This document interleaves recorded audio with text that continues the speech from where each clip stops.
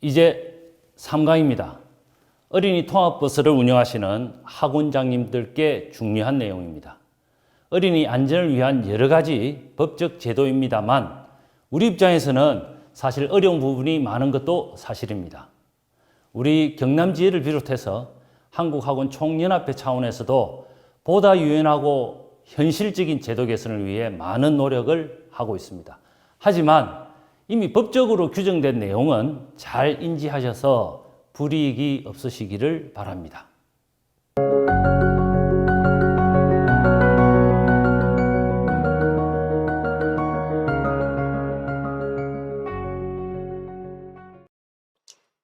여러분 안녕하십니까?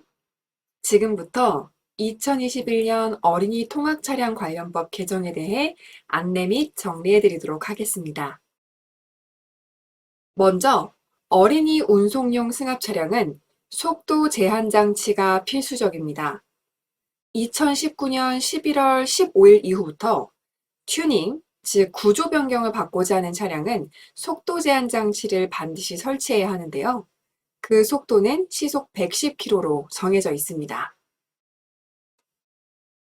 현재 11인승 이상의 차량에는 속도 제한 장치가 의무적으로 장착되어 출고되고 있는 상황입니다. 다만 9인승의 경우에는 속도 제한 장치 없이 출고되기 때문에 반드시 속도 제한 장치를 부착하셔야 합니다.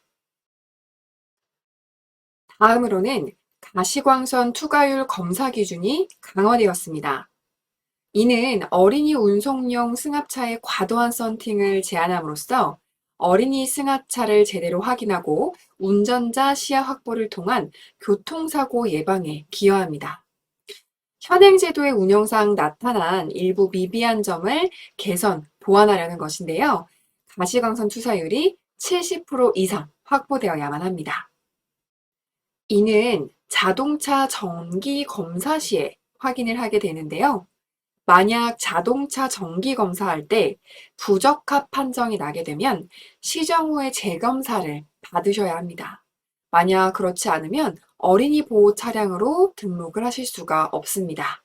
이는 올해 4월 17일부터 시행되고 있습니다. 다음은 일명 태호 유찬이법입니다. 2020년 11월 27일부터 시행되고 있는데요. 어린이 통학버스의 적용 범위가 교습소 등으로 확대되었습니다.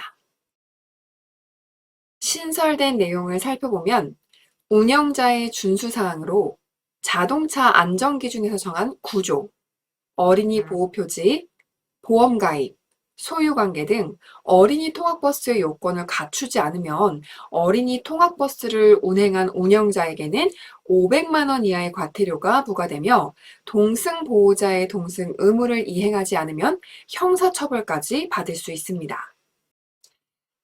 동승보호자를 태우게 되면 동승을 표시하는 표지를 부착할 수 있습니다. 단 동승보호자를 태우지 않고 동승표지를 부착하는 경우에는 형사처벌 대상이 될 수 있으니 유의하시기 바랍니다. 또한 운영자는 매 분기 2월 20일까지 안전운행 기록을 제출해야 합니다. 기존에 팩스나 메일 등으로 교육청으로 보내던 것을 통학버스 관리 시스템에 손쉽게 접속하셔서 기록을 올리시면 됩니다. 다음은 운전자가 준수해야 하는 내용입니다. 어린이가 타고 내릴 때에만 전멸등을 작동하고 어린이 하차 시에 안전한 장소에 도착했는지 확인 후에 출발하는 것은 기존 준수 의무입니다. 신설된 내용으로는 동승보호자 없는 통학버스 운전자의 경우 어린이 승하차 시 자동차에서 내려서 안전하게 승하차하는 것을 반드시 확인해야 합니다. 이는 교습소에만 해당하는 것으로 2022년 11월 26일까지만 적용되는 것으로 그 이후에는 동승보호자가 반드시 탑승해야만 합니다.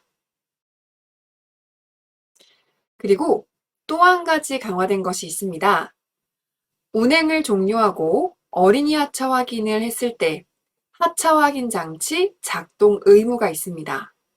이를 위반하였을 때 역시 형사처벌의 대상이 될 수 있으니 유의하시기 바랍니다. 다음으로는 동승자의 의무입니다. 동승자는 안전교육 이수를 법으로 정해두었는데요. 신규 교육 및 2년마다 정기 교육을 받아야만 합니다. 그리고 운영자의 의무 중에서 안전운행 기록을 제출하는 내용이 있으므로 이 부분을 꼭 기억하셔야겠습니다. 다음은 2021년 올해 1월 1일부터 시행되고 있는 운행기록장치 의무화입니다. 구조 변경을 한 신규 차량은 올해부터 적용이 되지만 기존의 어린이 통학버스의 경우는 2023년부터 적용이 되기 시작합니다. 다음으로 어린이 통학버스 중 전세버스는 3가지 채널 블랙박스가 의무화되어 있습니다. 영상 기록은 3일 이상 보관을 꼭 해주셔야 된다는 거 잊지 마시고요. 다음으로 차량 외부에 광고를 할 경우입니다.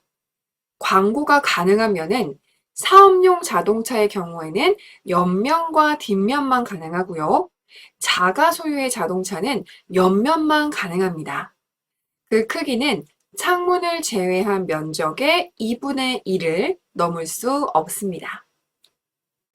그리고 나날이 중요해지는 환경 문제, 2023년 4월 3일부터 어린이 통학 차량의 경우에는 경유차를 사용할 수 없게 됩니다.